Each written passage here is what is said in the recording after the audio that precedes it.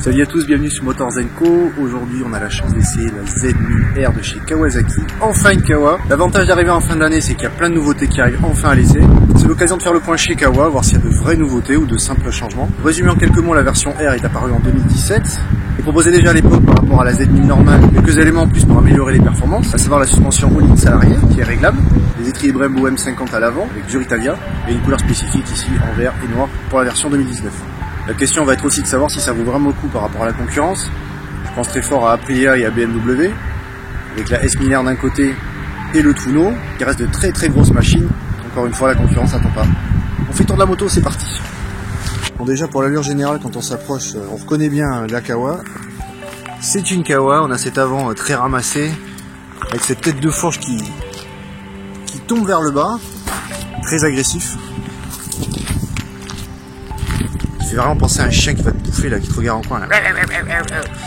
Je fais super bien le chien. Bon, il n'y a pas, on connaît bien la Z1000 hein. Même si c'est une version améliorée, on s'y trompe pas.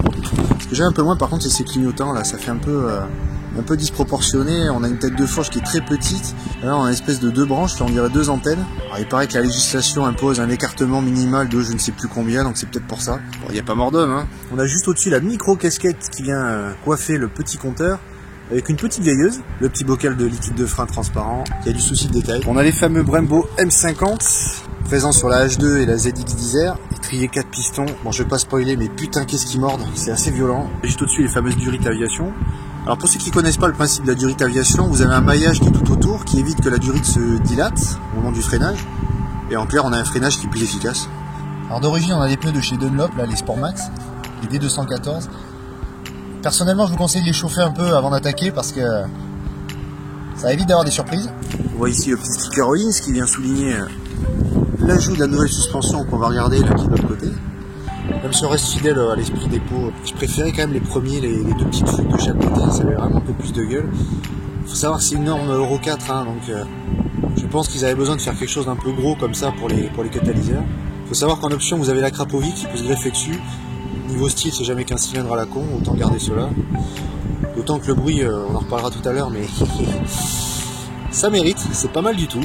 Pour l'arrière, pas de gros changements, on a évidemment ce profil très effilé, avec l'ajout du traditionnel plongeoir, qui est maintenant une grande mode chez les constructeurs, vous voyez. On dirait presque un accessoire de chez Jackie et Michel, que je remercie d'ailleurs.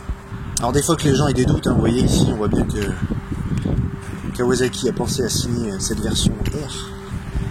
Alors pour ce qui est de la selle, il fallait s'en douter, hein, gabarit contenu oblige, hein, on fait des empattements très courts aujourd'hui, donc la selle est microscopique, enfin je dirais microscopique à l'arrière plutôt, sauf si à la rigueur comme moi vous avez un cul de sauterelle, ça peut le faire, mais je ne me vois pas faire des kilomètres là-dessus. Monté conducteur, bon je vous cache pas que l'assise est un peu ferme, on est légèrement cambré sur l'avant, mais on a un maintien, une position de conduite qui est finalement très naturelle. En clair, on se clipse sur la moto, et si on bouge pas, tout va bien.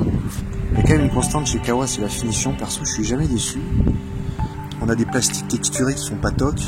On a ce mélange de couleurs et de matière qui est vraiment bien fait. Même les stickers sont bien intégrés, ça fait pas cheap quoi. Bon, même s'il n'est pas proéminent, on voit bien le fameux 4 cylindres de 142 chevaux. Norme Euro 4 lui aussi. Le problème avec cette tête de fourche, c'est comme ils ont décidé de la faire magnifique, bah elle protège pas du tout du vent. Donc en clair, ça évite de rouler trop fort, hein, parce que sinon on en prend plein les feuilles. Je sais pas ce que ça donne avec un saut de vent, mais ça doit quand même bien bousiller la ligne, hein, je vois pas trop l'intérêt. Alors bizarrement, le frein arrière n'a pas eu de traitement de faveur, on a un système déjà présent sur la version de base, avec des durites classiques. Du coup, en termes de feeling, on sent clairement la différence sur la route. C'est usiné proprement, les soudures sont pas dégueulasses. Ça, c'est de la soudure. On arrive à la pièce maîtresse de cette version, le fameux amortisseur Rollins avec la petite molette réglable. Bah, écoutez, pour l'avoir essayé, c'est super pratique. On n'a pas besoin de se plier en quatre pour le régler. Un petit tour de molette et ça permet de régler un petit peu la fermeté de la suspension. Je pense que ça doit aussi bien soulager le passager. Ce qui est bien aujourd'hui, c'est que c'est plus la mode des gros sabots proéminents. Là, on a quelque chose de discret. D'ailleurs, on a même ce cache qui vient dissimuler le magnifique catalyseur de type cubicoïdal. Petit détail qui a son importance, vous voyez ce petit sigle ABS, eh bien, sachez que c'est à peu près la seule technologie de cette moto. Alors certains crieront au scandale par rapport à la concurrence qui est largement suréquipée d'assistance électronique diverses et variées. Personnellement, comme j'ai pas un bac plus 10 et que j'ai pas 2 heures à passer à comprendre comment ça marche, plus c'est basique, mieux c'est. Moi, ce qui m'intéresse, c'est le plaisir de conduite. Bon, autre précision sur le pot, si vous changez pour un Akrapovic, vous gagnez à peu près 4 kg. En sachant que c'est une moto qui fait quand même 221 kg, c'est vrai que c'est pas négligeable. Vous pouvez même gagner une poignée de chevaux, des petits chevaux, enfin des poneys quoi. Mais j'insiste, l'Akra est moche, voilà. Pour la partie supérieure, on a ce superbe réservoir. Regardez ce verre là. Cet effet pailleté de toute beauté. Bon, dommage, les petits stickers de partout, on s'en passerait bien. Réservoir de 17 litres donc. Petit logo Kawa sur le côté. Là, c'est propre. C'est un détail, mais c'est joli. Le fameux petit Z sur la selle, comme toujours. Avec la magnifique poignée au-dessus qui sert à... Je sais pas, mais dites-moi le en commentaire. Perso, je vois pas trop l'intérêt, mais bon. Pour ce qui est du compteur, alors là, petit bémol. Hein, d'ailleurs, c'est pas que le bémol qui est petit, c'est le compteur en lui-même. Hein, il est vraiment minuscule. Vous avez ce système de compte tours. Vous voyez, il commence à 4000 tours pour s'arrêter à 11 000. Alors ça te suggère gentiment qu'en dessous de 4000, il ne passe à rien.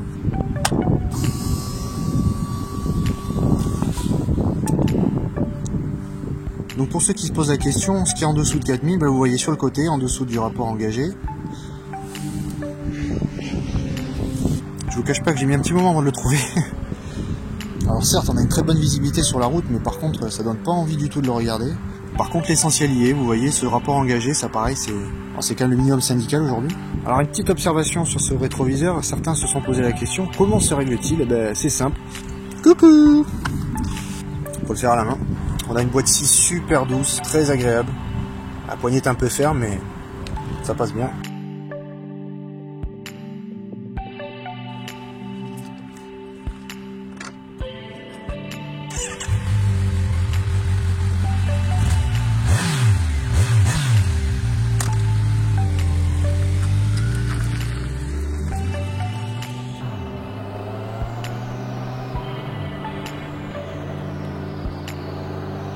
Pour ce qui est de la conduite, on peut dire qu'on a un moteur qui est plein.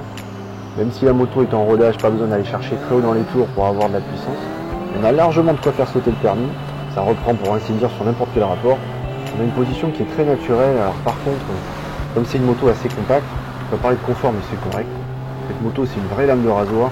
Le train avant est super incisif, ça ne bronche pas. Perso, je vois pas l'intérêt des assistances électroniques, d'autant qu'il n'y en a pas. Et pour cause, le châssis d'une rigueur irréprochable. La suspension ligne fait bien son boulot. Ce qui me déstabilise un peu, c'est le décalage qu'il y a entre le frein avant et le frein arrière.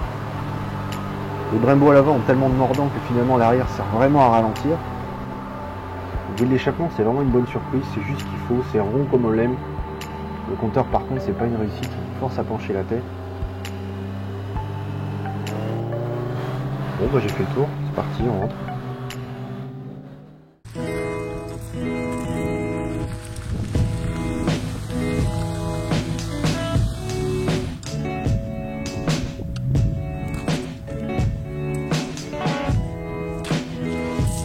Voilà, c'est tout pour l'essai de ce Z1000R, version 2019. Bon, vous l'aurez compris, il n'y a pas spécialement de changement par rapport à la version précédente. On a juste ce coloris, que moi j'adore. Niveau style, Kawa garde une formule qui fonctionne toujours. Perso, je ne m'en plains pas. Les Brembo M50 en plus d'être beaux ont un mordant vraiment exceptionnel. La suspension en ligne à l'arrière est jolie, efficace, avec un réglage facile. On a un moteur qui est plein, alors j'insiste là-dessus. Aujourd'hui, la puissance, ça ne veut plus rien dire, d'autant qu'on ne peut plus vraiment s'en servir. Le passage de vitesse est souple. Les relents se font très bas, pas besoin de tomber de rapport. Le bruit du pot est très bien équilibré. Il est bien rond comme on l'aime chez Kawa. Pour ce qui est de la suspension et de la partie cycle, l'appareil c'est une lame de rasoir. On a un train avant qui est super léger, super maniable. Pour les points négatifs, ça reste des détails, mais c'est vrai que la selle est un peu dure. Le compteur devant est vraiment trop minimaliste. Et je dirais pour ceux qui cherchent une moto à la pointe, clairement, pour reconnaître qu'à 14 200 €, ça commence à devenir difficilement excusable. N'hésitez pas à laisser en commentaire vos avis sur la moto pour ceux qui la connaissent déjà, ou bien ceux qui possèdent des modèles concurrents. Encore une fois, ça aidera tout le monde. Pensez à laisser un petit pouce bleu si la vidéo vous a plu, à vous abonner. Et je vous dis complètement à bientôt sur Motor Zenko.